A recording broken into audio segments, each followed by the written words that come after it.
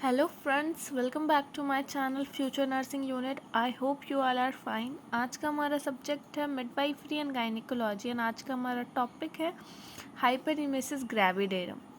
आज के इस वीडियो में हम लोग देखेंगे definition, aetiology, clinical manifestation and management of hyperemesis gravidarum. तो चलिए स्टार्ट करते हैं। सबसे पहले समझते हैं हाइपरेमेसिस ग्रेविडेरम का मतलब क्या होता है। आप सब लोग जानते होंगे हाइपर का मतलब मेडिकल टर्म में होता है इंक्रीज होना या फिर बढ़ जाना, जिसको एक्सेसिव भी बोल सकते हैं। इमेसिस का मतलब होता है वॉमिटिंग एंड ग्रेविडेरम का मतलब होता है प्रेगनेंसी। तो हाइपरेमेसिस ग्रेविडेरम में क्या होता है कि जो प्रेगनेंसी के टाइम में जो एक्सेसिव वॉमिटिंग होता है उसी को हाइपरेमेसिस ग्रेविडेरम बोलते हैं। चलिए डेफिनेशन से देखते हैं। It is a severe type of vomiting of pregnancy which has got deleterious effect on health of the patient and incapacitate her day-to-day activities. According to DC Dutta. DC Dutta के अकॉर्डिंग जो ये क्या है, एक सीवियर टाइप का vomiting है जो कि प्रेगनेंसी में होता है, जिसके वजह से हेल्थ पे इफ़ेक्ट पड़ता है और जिसके वजह से पेशेंट को डे टू डे एक्टिविटी करने में प्रॉब्लम होती है। अब देखते हैं हम लोग इटियोलॉजी। सिंपली समझ लीजिए कि excessive vomiting during pregnancy is called hyperemesis gravidarum. अब हम लोग इटियोलॉजी देखते हैं। सबसे पहले फर्स्ट पॉइंट है लिमिटेड टू फर्स्ट ट्राइमेस्टर। जो हाइपरेमेसिस ग्रेविडेरम है वो फर्स्ट ट्राइमेस्टर तक ही होता है, मतलब फर्स्ट ट्राइमेस्टर का मतलब 3 मंथ तक। More common in first pregnancy, जो फर्स्ट प्रेगनेंसी होती है उसमें सबसे ज़्यादा कॉमन होता है हाइपरेमेसिस ग्रेविडेरम। नेक्स्ट है tendency to recur again in subsequent pregnancy. कभी कभार क्या होता है, ये सेकेंड और थर्ड प्रेगनेंसी में भी रीअकर हो सकती है, फिर से हो सकती है। नेक्स्ट है फैमिली हिस्ट्री। फैमिली हिस्ट्री का मतलब है अगर मदर और सिस्टर को भी सेम प्रॉब्लम से वो लोग अगर सफ़र कर रही होती हैं तो फिर इसके वजह से भी मदर को फैमिली हिस्ट्री के वजह से भी हाइपरेमेसिस ग्रेविडेरम देखने को मिलता है। नेक्स्ट है more prevalent in hydatidiform mole and multiple pregnancy. Multiple pregnancy का मतलब होता है 2 या 2 से ज़्यादा प्रेगनेंसी अगर हुई है तो उसमें भी अगर मदर के वूम में ट्विन बेबी है या उससे ज़्यादा बेबी है तो उसमें ये बहुत ज़्यादा कॉमन होता है। हाइड्रेटी फॉर्म मोल का मतलब है कि यूट्रस में कुछ मोल का फॉर्मेशन हो जाता है, ये एक डिजीज़ कंडीशन है। तो ये दोनों में हाइपरेमेसिस ग्रेविडेरम बहुत कॉमन है। कॉमन इन अनप्लान्ड प्रेगनेंसी, अगर प्रेगनेंसी अनप्लान्ड है तो इसमें भी देखने को हाइपरेमेसिस ग्रेविडेरम मिलती है और इसका मेन रीज़न होता है हाई HCG सिक्रेशन। जब HCG हार्मोन जो कि प्लेसेंटा HCG हार्मोन सिक्रीट करता है वो हाई अमाउंट में अगर HCG सिक्रेशन करता है, ह्यूमन कॉरियोनिक गोनाडोट्रोपिन हार्मोन, जिसकी वजह से मदर को हाइपरेमेसिस ग्रेविडेरम देखने को मिलती है। नेक्स्ट है देखते हैं अब हम लोग क्लिनिकल मैनिफेस्टेशन। अर्ली जब प्रेगनेंसी के स्टार्टिंग में कौन कौन से सिम्टम्स देखने को मिलेंगे और लेट प्रेगनेंसी में कौन कौन से सिम्टम्स देखने को मिलेंगे, साइन एंड सिम्टम्स। सबसे पहला पॉइंट है vomiting throughout the day, पूरे दिन में वॉमिटिंग होती रहेंगी। दूसरा पॉइंट है normal day to day activity are disturb, जो normal day to day activity है वो डिस्टर्ब रहेंगी मदर का। नेक्स्ट है no evidence of dehydration and starvation. Mother को वॉमिटिंग तो होगी पर डिहाइड्रेशन नहीं होगा मदर को।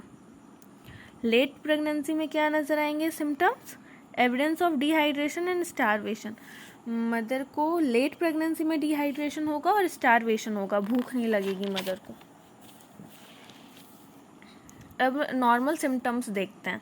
नॉर्मल सिम्टम्स में तो सबसे पहले एक्सेस वॉमिटिंग होगा, दूसरा एपिगैस्ट्रिक पेन होगा, जो हमारा एब्डोमेन है उसमें जो एपिगैस्ट्रिक रीजन है उसमें पेन होगा।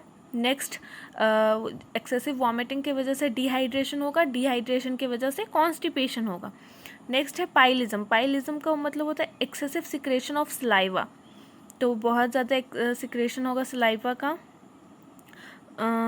फटीग होगा, थकावट होगा, एनोरेक्सिया होगा, लॉस ऑफ एपेटाइट होगा। Complication will appear if not treated, अगर इसको जल्दी ट्रीट नहीं किया गया तो फिर कॉम्प्लिकेशन भी मदर को हो सकती हैं।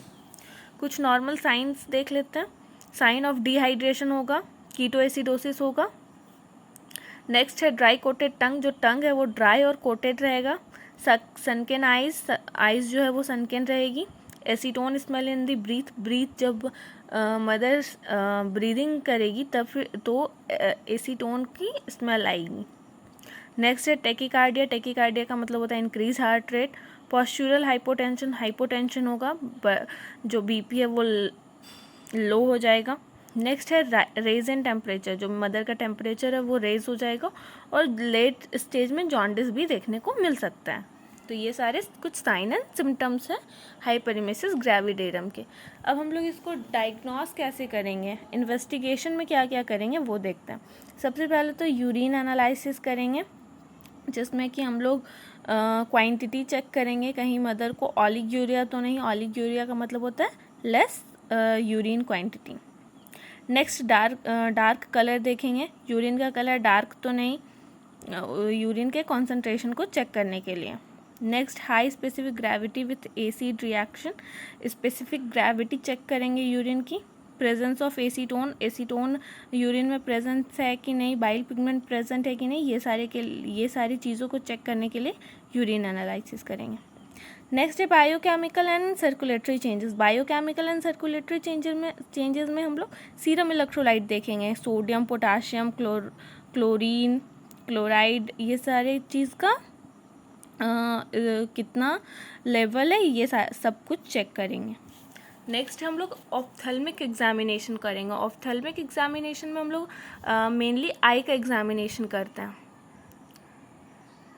It is required if patient is seriously ill, retinal hemorrhage and detachment of the retina are most unfavorable sign. इसमें हम लोग रेटिना को चेक करेंगे कहीं रेटिना में हेमरेज तो नहीं हो रहा है। ये जब बहुत ज़्यादा सीवियर कंडीशन हो जाता है तब ऑप्थेल्मिक इशू होता है, तब हम लोग ऑप्थेल्मिक एग्जामिनेशन करते हैं। नेक्स्ट हम लोग ईसीजी चेक करेंगे। ईसीजी में serum potassium level mainly check करते हैं।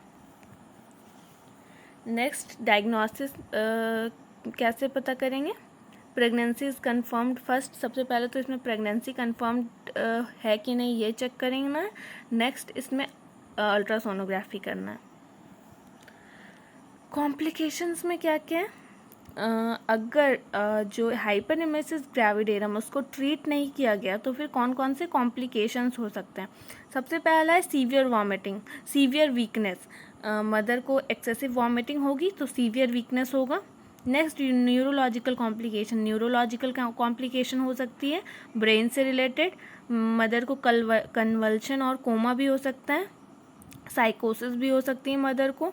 इसोफेजियल टीयर्स भी हो सकता है। जॉन्डिस भी हो सकती है मदर को। ये सारे कॉम्प्लिकेशंस है हाइपरनेमेसिस ग्रेविडेरम को। अगर उसे टाइम पर ट्रीट नहीं किया गया तो ये सारे कॉम्प्लिकेशन मदर में देखने को मिलेंगे। नेक्स्ट इसमें हम लोग मैनेज कैसे करेंगे। सबसे पहले तो मैनेजमेंट का प्रिंसिपल है, इसमें हम लोग को सबसे पहला काम क्या करना है, कंट्रोल करना है वॉमिटिंग को। देन हम लोग को फ्लूइड इलेक्ट्रोलाइट इम्बैलेंस है उसको करेक्ट करना है। उसके बाद करेक्ट करना है मेटाबॉलिक डिस्टर्बेंस को। देन हम लोग को करेक्ट करना है सीरियस कॉम्प्लिकेशन, सीवियर वॉमिटिंग की वजह से कोई सीरियस कॉम्प्लिकेशन ना हो।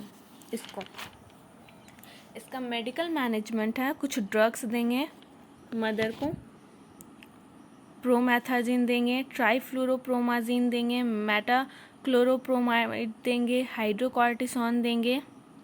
ये सब के कितने क्वांटिटी में देना है, किस रूट से देना है, सब यहाँ मेंशन किया हुआ है। Next nursing responsibility. Nursing responsibility में क्या करेंगे हम लोग, एडमिट करेंगे पेशेंट को, IV सलाइन लगाएंगे, जो भी उनका ब्लड टेस्ट है, यूरिन एनालिसिस है उसको सेंड करेंगे। देन मेंटेन करेंगे intake output chart. Then monitor करेंगे यूरिन आउटपुट को, मॉनिटर करेंगे वाइटल साइन को।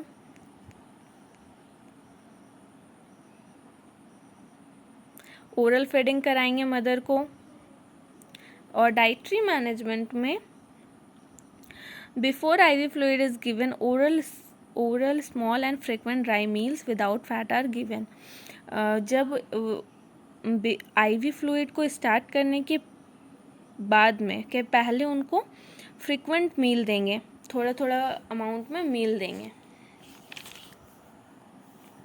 तो ये रहा आज का टॉपिक। आप आई होप कि आप लोगों को वीडियो पसंद आई होगी और आपके लिए वीडियो हेल्पफुल रही होगी। अगर वीडियो हेल्पफुल रही हो तो हमारे चैनल को सब्सक्राइब करें, वीडियो को लाइक करें और अपने दोस्तों के साथ शेयर करें।